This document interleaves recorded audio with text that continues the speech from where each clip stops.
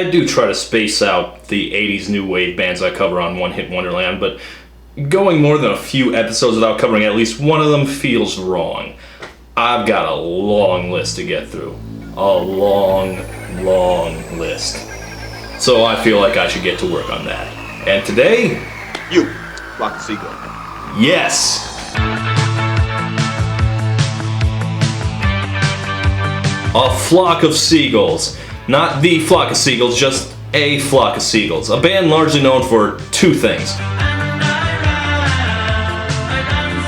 One of them is I Ran, the MTV-powered top 10 smash that was a big major hit at the dawn of the 80s. The other is their lead singer's unmatchably, legendarily ridiculous hairdo, one that has to be considered as the outright stupidest hairstyle of the 80s. And it's not like the 80s was short of competition for that title. I mean, look at it. It's some kind of combination of, it's like part mullet, part emo fringe, part pointy-haired boss from Dilbert. Underneath that horrible styling gel and chainsaw accident was an actual band, not that you would know. Lead singer Mike Score has always lamented how the hairstyle has overshadowed the music, which you should not need Captain Hindsight to point out how this happened, dude.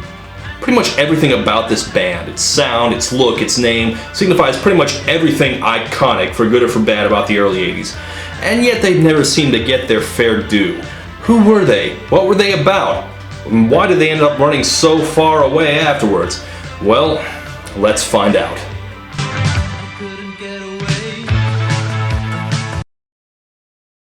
A Flock of Seagulls was started in 1979 by lead singer and eventually lead synth player Mike Score as a side hobby away from his day job as, hold on, this is amazing, you'll never guess, a hairdresser. Apparently he designed that monstrosity himself. Yeah, it was the 80s, everyone had big hair, I know, whatever, it looks really dumb, I'm not going to bend on this. Now, Flock of Seagulls was from Liverpool, a city which apparently brought forth some middlingly successful bands in the 60s. And that's mostly what it's known for in the music world, but Liverpool also produced a pretty serious post-punk scene in the very late 70s and early 80s. Now, unlike most of the English new wave scene, the Liverpool scene had two major characteristics. One, they mostly favored guitars over synthesizers, and two, they had a cavalcade of just the stupidest band names that have ever existed. A Flock of Seagulls fits firmly into both those categories. First of all, they did in fact mostly favor guitar. I mean, they're a synth band technically, but not by very much. Most of what's going on in I Ran is guitar, because the lead singer Mike Score isn't exactly working very hard on those keys. Yeah, not exactly Chopin level keyboarding there. And yes, they did have a pretty dumb band name, if only because a large group of seagulls is called a colony, not a flock. The name comes from lead singer Mike Score having just read Jonathan Livingston Seagull, and then right afterward hearing a random lyric from a punk song.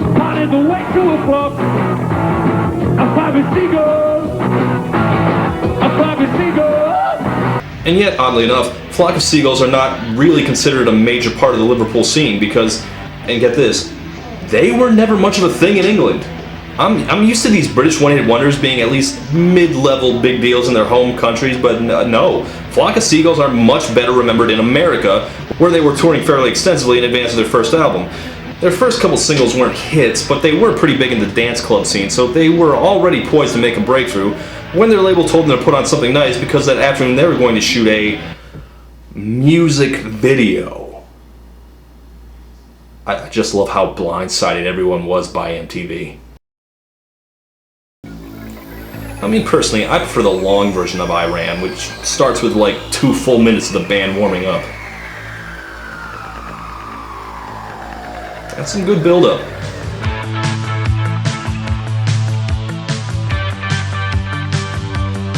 I Ran got as high as number 9 in America, and also did pretty well in Australia off the back of this video, which...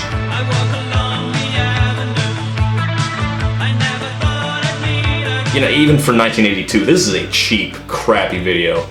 Like, you can even see the camera in the mirrors. But MTV turned out to work best with bizarre, eye-catching videos with weird imagery, and despite having basically no budget, this video fit the bill. Oddly enough, for their only big hit, their career-defining video doesn't appear to feature their image-defining hairdo yet.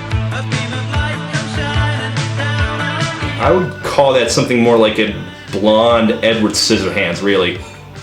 Now, like I said, A Flock of Seagulls were technically a synth band, but their lead instrument was the guitar. And one of the things that makes them unique is that cool guitar sound effect they had. And that's a big reason why I Ran was one of the few new wave songs featured on Guitar Hero. What I don't hear many people talk about is what I Ran is actually about, mostly because in the 80s songs didn't really have to be about anything. What is he running from, and why?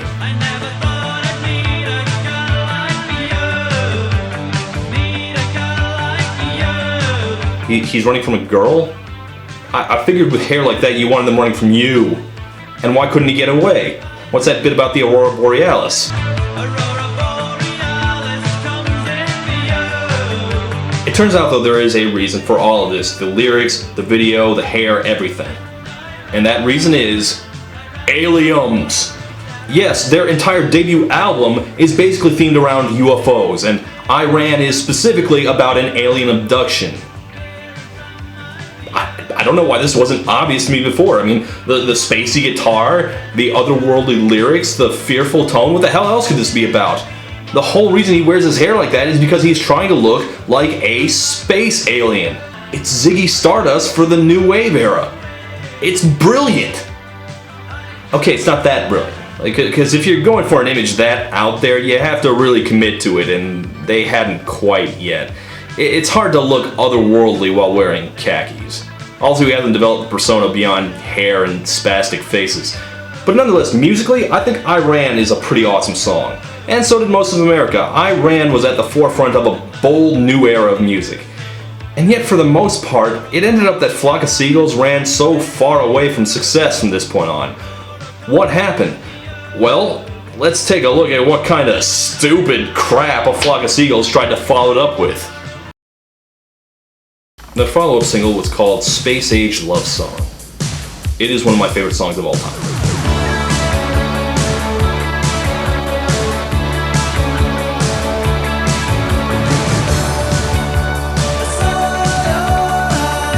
I Ran is a good song. Space Age Love Song is one of the best songs of the 80s. I stand by that.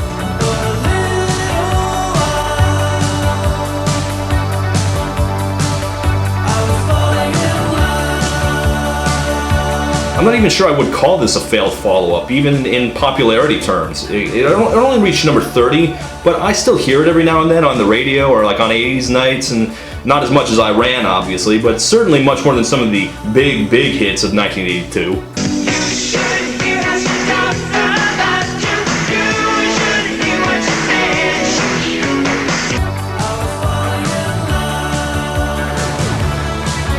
I really can't praise this song enough. And Space Age Love Song is the perfect title, because that's exactly what it sounds like.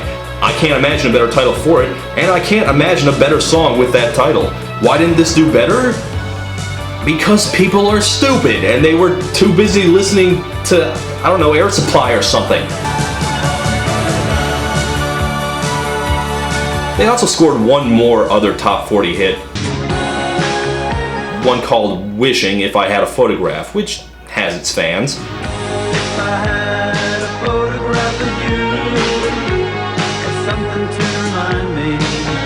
Not really one of them. I prefer their fast songs better, but this is actually their only big hit in England. Didn't stop them from moving to America a few years later, though. It's not the makeup and it's not the way that you dance. Notice that they are keeping strong with the sci-fi theme.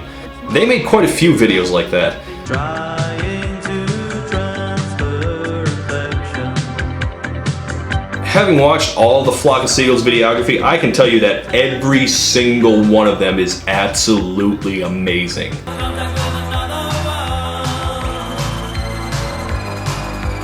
A band with that haircut pretty much has to live up to making some prime ridiculous 80s videos, and they were up to the challenge. Unfortunately, the critical consensus is that Flock of Seagulls had basically one good album and then maybe 2 songs worth listening to after that. Even their fans will tell you that you probably shouldn't listen to anything they released after 1984. Let's take a look why. Guitarist Paul Reynolds didn't move with them to America. Instead, he left the band, which, in my opinion, is a big reason why they stopped being good, because he had a pretty distinct sound. Mike Score is the only one who stayed with it. A lot of the other original members dropped out pretty quickly after that too, and they never really had a hit again. I can tell you why. See, Flock of Seagulls is a pretty good index of how much trends can change in just 2 years. Now you're probably thinking, what? Synthpop was still around through the rest of the 80s, wasn't it? Well, yes it was, but it changed in a way that was not particularly amenable to a Flock of Seagulls. By that I mean it got a lot prettier. After 1983, especially after the arrival of Duran Duran, New Wave gets a whole lot more attractive and less ridiculous, and that was not good to a band like Flock of Seagulls, who were fundamentally a weird band who trafficked in oblique lyrics and space alien imagery. Their entire appeal was built around this. Keep that in mind, because this is what they sounded like by 1986. Who's that lovely girl in the corner? She's so fine. Oh, how I wish that she was mine. I wanna hold her to make her mine. I don't care what you think of that. That is some hardcore selling out. Did I ever tell you what your kisses mean? That's basically the end of the story for Flock of Seagulls. Just a downward slope of declining fortunes, which we could call the classic arc of the one-hit wonder band. They didn't release another album until 1995, which, no, if they didn't fit in 1986, they didn't stand a chance in the 90s. However, Mike Score does still tour with a rotating cast of musicians. Doesn't have the haircut anymore because he got old and bald, and trying to still have luxurious locks just made him look like Meatloaf, so he just wears a hat now. And while bands resenting their biggest hits is the cliche, Mike Score is maybe the first guy I've covered on this show who actually does seem openly resentful of his one song. If he could get away with it, he says, he'd stop playing it, but of course he can't. Maybe not a whole lot better, but yeah, better. Even with the absolute glut of new wave bands out in the early 80s, I feel like a Flock of Seagulls carved out a sufficiently unique style for themselves. You can tell what makes them stick out from, say, Kaja Goo Goo. Of course, Space Age Love Song also counts pretty highly in their favor. That said, I'm not surprised they burned out so quickly. This was a band designed for 1982 and 83. And pretty much only 82 and 83. They could not survive outside of those fairly unique conditions. And as it turns out, they didn't have a whole lot of ideas beyond their first album. But despite their one-hit reputation, I feel pretty confident going to bat for them. Flock of Seagulls, worthwhile band. Stupid hair. Really, really stupid hair. Like even for an alien. Aliens would know better than that. Okay, I'm done.